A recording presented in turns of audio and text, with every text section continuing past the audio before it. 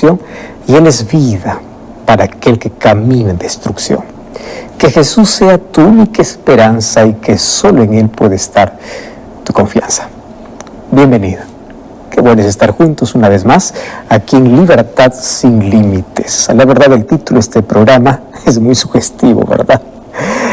Para que exista la libertad tiene que existir límites, pero para poder disfrutar de la plenitud de la libertad necesitamos conocer mejor los principios que Dios estableció para nuestra vida. Es ahí donde encontramos la verdadera libertad, porque Jesús dice: conoceréis la verdad y la verdad os hará libres. Bienvenido una vez más a este programa. Me alegra poder saludarte, tú que estás allí del otro lado de esta pantalla, acompañándonos por la televisión, por Facebook, por YouTube, tú que estás allí sintonizando el programa por la radio. Qué bueno es tener este encuentro. Aquí donde abrimos la Biblia, fortalecemos nuestro corazón, permitimos que Dios pueda hablarnos de la manera más simple, más sencilla, a través de su palabra, pero al mismo tiempo de la manera más profunda y transformadora. Así que listo para una nueva experiencia. Hoy vamos a continuar analizando aquel libro fascinante que desde ya hace algunas semanas nos hemos sumergido en una historia fascinante, extrayendo lecciones importantísimas para nuestra vida, como es la historia de Jonás. Nada de lo que sucede en este mundo toma como sorpresa a Dios. Y una de las cosas que me encanta ver es que Dios guía, Dios conduce, Dios controla, Dios es soberano. Esa es la palabra, Dios es soberano. Y Él sabe lo que hace, cómo lo hace y por qué lo hace. En el libro de Jonás ya hemos visto cómo Dios puede apenas ordenar, la naturaleza obedece. El único ser desobediente es el ser humano, y es el ser inteligente, al cual Dios le hizo a imagen y semejanza suya, un ser inteligente y libre, más usa su libertad después de la entrada del pecado, todavía es más, solamente para poder rebelarse contra Dios. Sin embargo, también podemos usar nuestra libertad para escuchar la voz de Dios y seguir aquellos principios y aquel propósito que tiene para nuestra vida. Nos hemos quedado sorprendidos ya por tantas lecciones que nosotros ya hemos aprendido con el libro de Jonás. Apenas una historia por allí contada, mas tiene que ver mucho con nuestra vida, con nuestras actitudes. Y bueno, yo comencé hablándote en este espacio de que a Dios nada le toma por sorpresa. ¿Y por qué?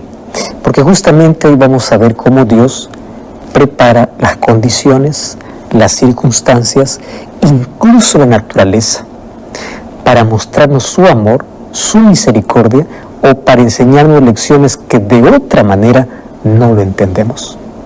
¿Podríamos nosotros aprender, por ejemplo, de un ruiseñor, de un ave, de un animal, de una planta? ¿Podríamos aprender lecciones de ellas? Claro, y Dios busca captar nuestra atención para enseñarnos lecciones más extraordinarias. Por ejemplo, cuando Jesús dijo: no se preocupen ustedes por nada, Él dice: miren las aves de los cielos, ellos no siegan, no cosechan, pero mi Padre los alimenta. Ellos están bien cuidados. ¿Y ustedes por qué andan preocupados? ¿Por qué viven angustiados? Dios usa la naturaleza para enseñarnos lecciones importantísimas en la vida. Y hoy vamos a ver cómo una vez más Dios usa la naturaleza para mostrar a Jonás que él necesita de perdón, de arrepentimiento, de gracia. Él necesita. Por eso estamos listos entonces, lápiz y papel, Biblia en mano, y vamos al estudio de hoy. Vamos a estudiar sobre un Dios soberano, un Dios que tiene el control de todo, ese Dios soberano. No cambies el que rebeldía, se trata de la manera como nosotros a veces intentamos huir de Dios o cómo miramos a las personas. Y durante esta trayectoria, este camino que hemos comenzado hace algunas semanas atrás, estudiando este libro, hemos descubierto lecciones importantísimas para nuestra vida. Ya en el capítulo anterior nosotros hablamos de cómo Jonás está muy enojado contra Dios. Y él está enojado por causa de la misericordia de Dios hacia los ninivitas, que para Jonás ellos no merecían la gracia de Dios. merecían simplemente el castigo y merecían morir. Y claro, Dios también vemos que ante esta actitud le pide de manera simple que él pueda reflexionar, que pueda reconsiderar una vez más sus emociones. Y Jonás 4:4 le va a decir: ¿haces tú bien en enojarte tanto? ¿Qué cosa hace Jonás? Pues ahora, en el versículo 5 del capítulo 4, dice que él sale de la ciudad y él se sienta debajo de una enramada que aquel mismo día él construye, obviamente para protegerse de ese calor terrible del Medio Oriente. Esa sombra lo necesita tanto, y allí él va a esperar para ver qué va a suceder con Nínive. Y bueno, el diálogo continúa, pero Dios aquí va a mostrar una vez más su soberanía. Dios va a mostrar su poder, así como lo hemos podido ver en cada capítulo de este libro.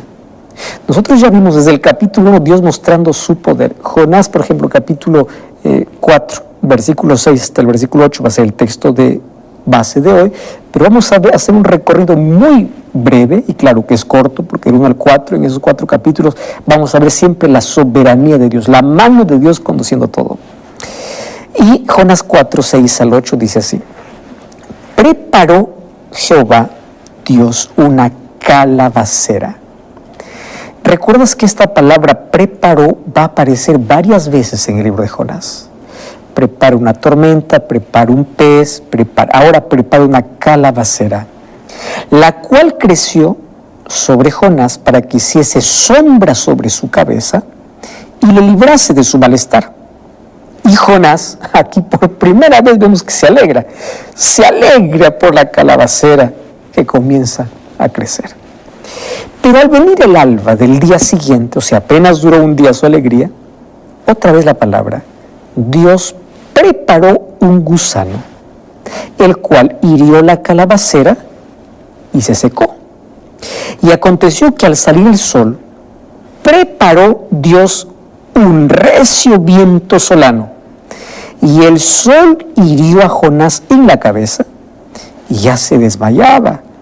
Y otra vez él deseaba la muerte, diciendo: mejor sería para mí la muerte que la vida. Bueno, el resto vamos a dejarlo para el próximo capítulo. Qué interesante que en estos 3 versículos se repite constantemente: Dios prepara. Nada es casualidad en la vida, nada. El hecho de que tú estés viendo este programa no es casualidad. Dios preparó este encuentro contigo. Dios preparó el dial para que escuches la radio en este momento. Dios preparó el canal que en este momento ibas a ver. ¿Por qué? Porque Él quiere enseñarte algo. Ahora, qué interesante, Dios prepara. Eso me encanta. ¿Sabes qué? Dios quiere hablar a Jonás y lo hace de una manera extraordinaria. ¿Cómo me encanta la didáctica de Dios? El amor y la paciencia que Dios tiene para enseñarnos algo. Y Dios arregla aquí una lección objetiva para Jonás. Si te das cuenta, de la misma manera como el gran pez que preparó en el mar, ahora Dios preparó una planta. ¿Qué más va a preparar? Un gusano. ¿Y luego qué va a preparar? Un viento recio. Todo esto se va a convertir en el instrumento de Dios para hablar a Jonás. Dios te habla, querido, de diferentes maneras. Dios puede hablarte por medio de la naturaleza, Dios puede hablarte por medio de un pajarito, de un ave, de un animal. Dios puede hablarte por todo medio y Él prepara justamente para hablarte.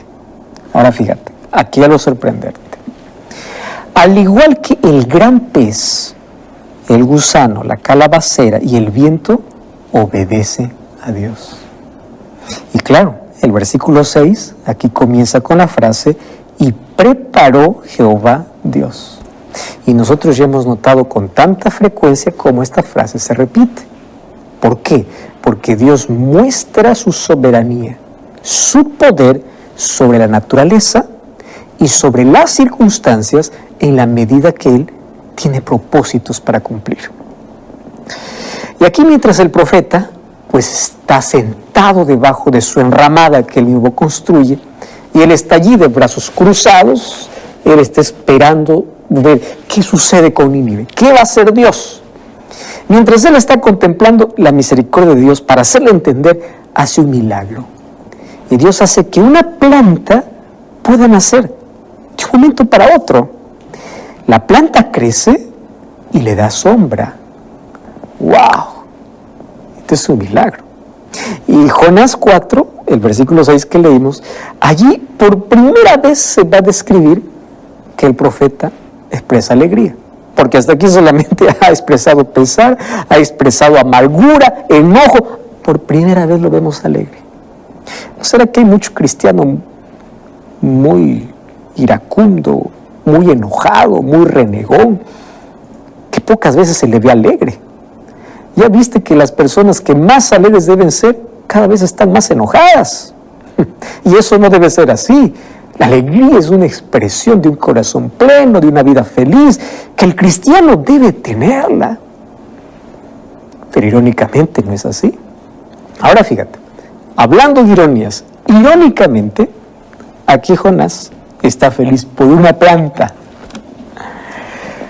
Tal vez él, al ver esa planta crecer rápidamente, se sintió confortado al ver de que Dios quería decirle algo, que Dios le había por lo menos allí provisto de alivio ante aquel calor ardiente, ante ese sol que cuando cae sobre el desierto sale ese vapor y quema.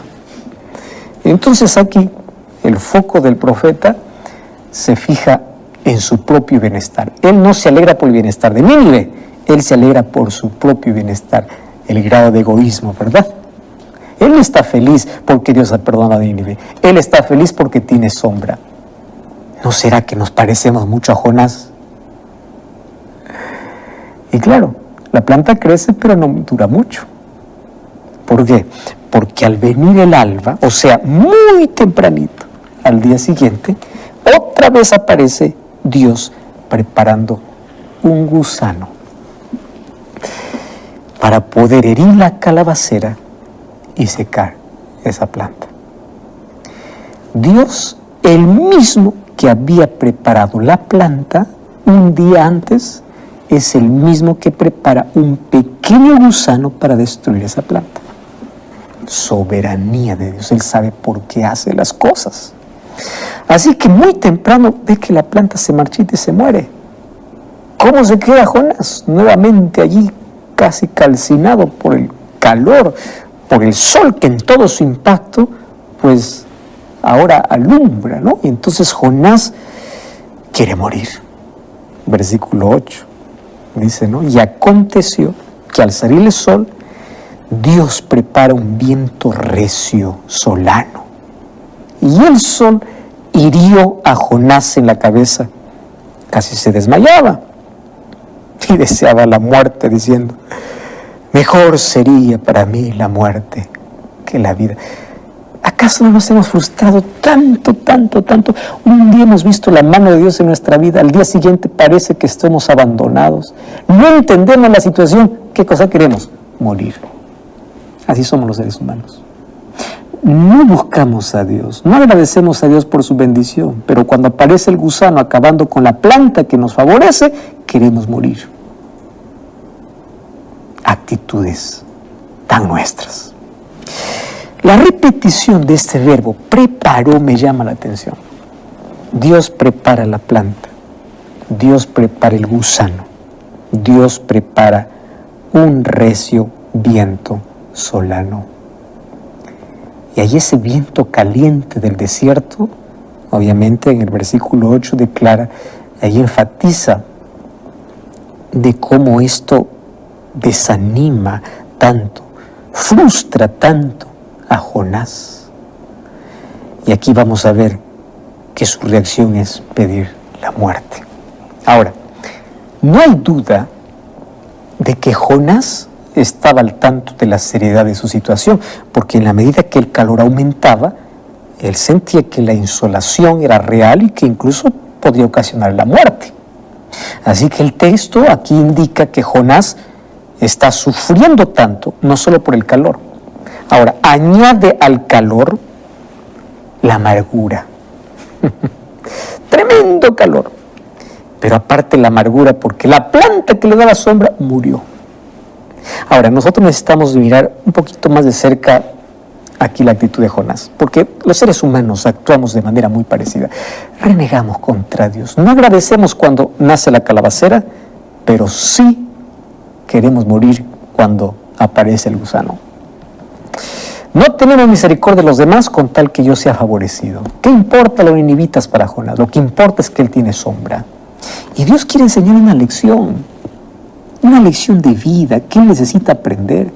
Y Dios usa de manera didáctica la naturaleza.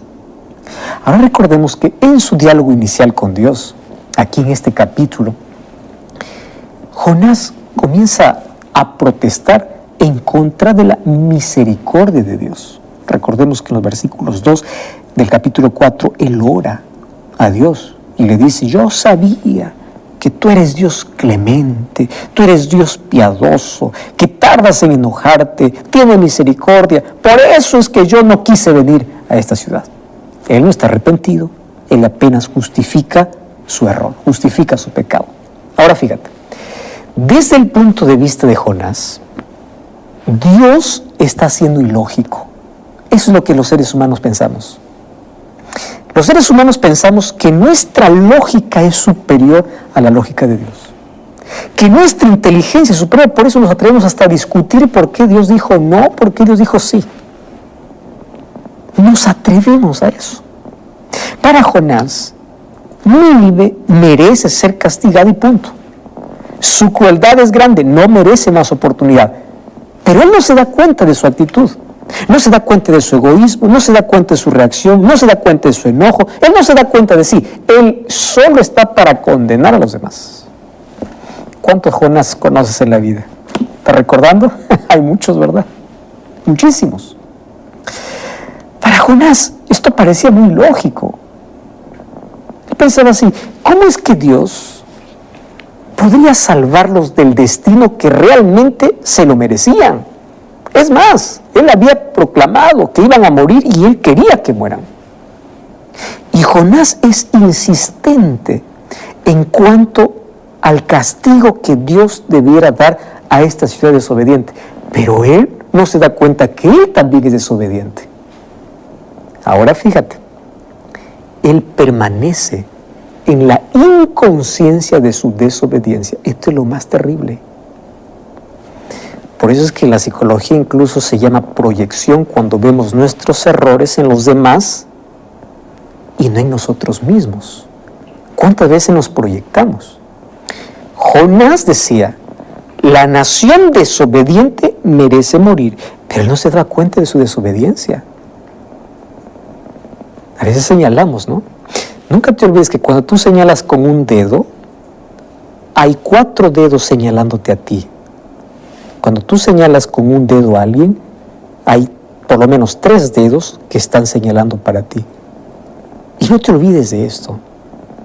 Cuando tú te creas que solo tú mereces las bendiciones y que todos los demás merecen solamente el castigo, no merecen nada, recuerda la actitud de Jonás. Necesitas urgentemente entender la gracia de Dios y necesitas arrepentirte. Jonás, obviamente que olvida el asunto con Nínive y ahora él comienza a preocuparse por una situación que tiene que ver con él mismo. Cuando justo él estaba comenzando a conformarse porque parece que Dios está atendiendo sus necesidades, todo se arruina, todo se acaba. Cuando él perdió la planta, obviamente que ayudaba a que su día sea más favorable, ¿no? Él se enfurece otra vez. Y es interesante que habiendo perdido la planta que lo ayudaba a tener una vida más tranquila, pues Jonás se hunde en la desesperación, porque así somos los seres humanos. Quizás había estado obsesionado consigo mismo todo este tiempo. Vamos a analizar un poco esta actitud. Jonás había estado demandando destrucción. ¿Pero para quién? Para las personas. Pero no le gustaba que una planta sea destruida. Entonces Dios hace exactamente eso. Tanto que hablas de destrucción y destrucción, voy a destruir algo que tú amas. Mira qué interesante, la manera como Dios intenta enseñarnos lecciones.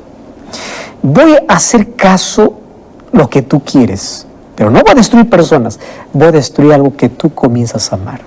Porque esto está en la teología de Jonás. Todos merecen morir, todos merecen ser destruidos. Bueno, voy a destruir lo que tú amas para ver cuál es tu reacción. Y Dios envía un gusano y un viento y la planta se marchita. Ahora fíjate una cosa, la reacción negativa del profeta, ¿sabes qué cosa está revelando? Él está revelando de manera involuntaria que a él le preocupa más la muerte de una planta que le beneficia y no le importa miles de personas que pueden perecer. ¿No te parece que hay gente que solamente se preocupa en qué cosa le beneficia? Para Jonás, esta planta me interesa porque me da sombra. Es algo que me beneficia. Esta sí me importa. ¿Qué me importan los demás? Ahora, por eso es que vemos que Jonás está lleno de resentimiento. Y por segunda vez, él desea la muerte. Él dice así, mejor sería para mí la muerte que la vida, dice la parte final del versículo 8. Esta es una declaración de su deseo de morir. Y esta es la segunda vez que él repite. Y la sucesiva declaración de este deseo implica un profundo problema que él tiene en su mente. Y Dios necesita curar. Y es de este el que Dios está tratando de curarlo. Sabes que en sus últimas palabras, Jonás continúa como estaba al comienzo. Igualito. La actitud no ha cambiado. Han pasado muchas circunstancias, ha visto muchos milagros, pero su corazón aún no ha cambiado. Él sigue oponiéndose a Dios. Pero ¿sabes qué es importante de este libro? Es que Jonás no tiene la última palabra. Dios nuevamente le hace una pregunta. Me encanta la manera como Dios hace preguntas. Las preguntas anteriores, ¿cuál era? ¿Haces tú bien en enojarte tanto? Ahora en el versículo 9, otra vez Dios le pregunta y le dice, ¿tanto te enojas por la calabacera? ¿Por qué tanto enojo? Es la segunda vez que Dios le pide, hijo, analiza tu actitud, analiza tu enojo. Y cada vez que Jonás dice, quiero morir, Dios viene con amor y dice, hijo, te invito a reflexionar sobre tu actitud negativa. El problema no son las circunstancias, el problema no es el árbol, el problema no es el sol, el problema no es el gusano, el problema es tu corazón. ¿Por qué? Y Dios aquí le llama la atención, porque aquí el profeta, el Hijo de Dios, insiste en enojarse rápidamente por todo lo que le pasa, hasta porque Dios perdona a los ninivitas. ¿Habrá tanta gente hoy así? Dios puede curarte. Es interesante cómo Dios aquí usa esta ilustración real, no solo para llamar la atención, sino para mostrarle cuánto Él ama. Y aquí el verbo perecer, que va a mencionarse en el versículo 10, ya fue usado anteriormente en otras circunstancias. Por ejemplo, en Jonás capítulo 1, versículo 6, dice que cuando el capitán y los marineros expresaron su angustia, ellos tenían miedo perecer. Este verbo va a aparecer nuevamente cuando el rey de Nínive, él da un decreto para toda su nación, porque ellos no quieren perecer. Toda esta gente temía a la muerte, temía perecer. Más Jonás quiere perecer. Qué ilógico, ¿verdad? todos los paganos temen perecer y aquí el creyente quiere perecer. Mátame, Señor. Mejor la muerte que la vida. Todos los marineros se aferraban a la vida, el capitán se aferraba a la vida, el rey se aferra a la vida, los ninivitas se aferran a la vida y el profeta quiere morir. ¿Cómo es posible esto? Ahora, ¿cómo es posible que Jonás se preocupe tanto por una planta y no por personas? Y Dios hace una y otra comparación entre Jonás, la actitud de Jonás, y cuál es la actitud de Dios. Mira lo que dice el versículo 10. Y Jehová dijo así: tuviste tú lástima de la calabacera, el cual tú no trabajaste, tú no la hiciste crecer, que en un espacio de una noche nació y en espacio de otra noche pereció. Y el versículo 11: ¿no tendré yo piedad de Nínive, aquella grande ciudad donde hay más de 120,000 personas que no saben discernir entre su mano derecha y su mano izquierda y muchos animales? Es impresionante la manera como termina el libro y ahí acaba. ¿Qué cosa es lo que pasó después? La Biblia no lo menciona más. Pero Dios termina con una pregunta, ilustrándole de manera vívida. ¿Cómo es posible que tú tengas lástima de una planta, que tú no hiciste nada, y tú no pienses de que yo tengo lástima o no tengo amor por tantas personas que ni siquiera saben cuál es su mano derecha y izquierda, porque el pecado abundó tanto en ellos? ¿Qué comparación entre nuestro amor y el amor de Dios? Nuestro amor egoísta, ensimismado, y el amor de Dios. Y Dios espera que esta pregunta pueda motivar para que el profeta pueda pensar de manera diferente. Dios quiere que Jonás finalmente se dé cuenta de que él esté equivocado al acusarlo falsamente. ¿Por qué Dios es tan misericordioso y piadoso? ¿Por qué aquella grande ciudad de Nínive es tan importante para Dios? Y el libro de Jonás ha usado hasta este momento la palabra gran por lo menos 7 veces. Y el versículo final del libro muestra una vez más Dios hablando.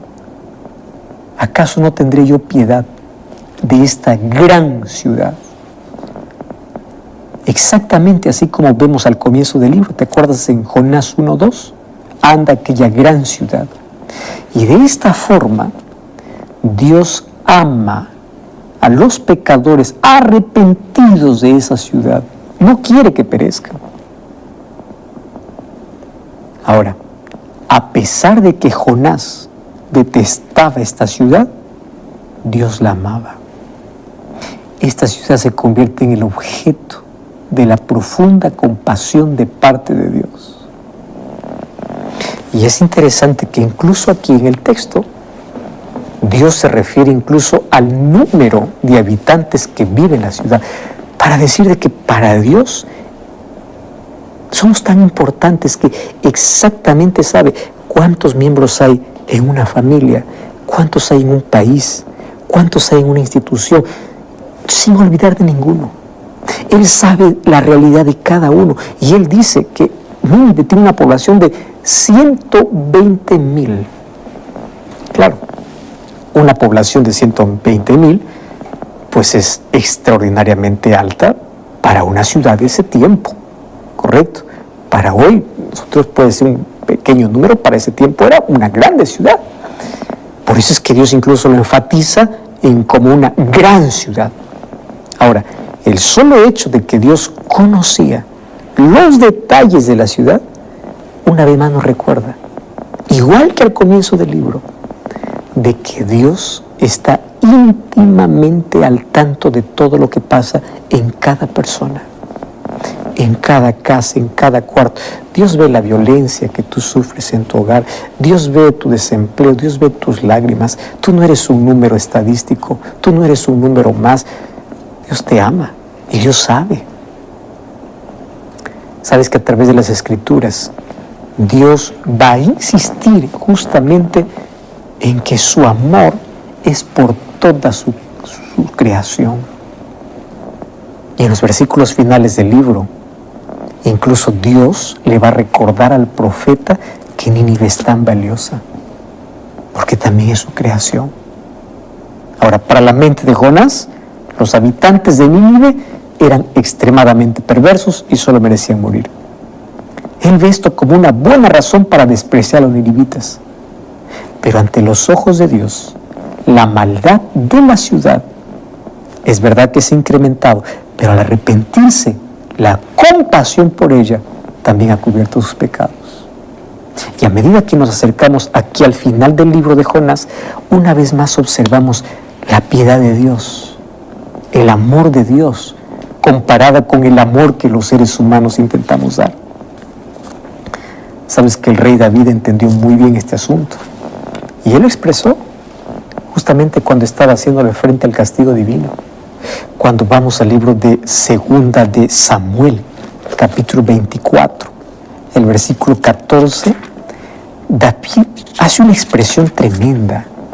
Él dice así: caigamos ahora en manos de Jehová, porque sus misericordias son muchas, mas yo no caiga en manos de hombres. ¿Sabe lo que está diciendo aquí David? Yo prefiero caer en las manos de Dios que en las manos de un hombre, porque el hombre es cruel, impiadoso. Jonás capítulo 4, el versículo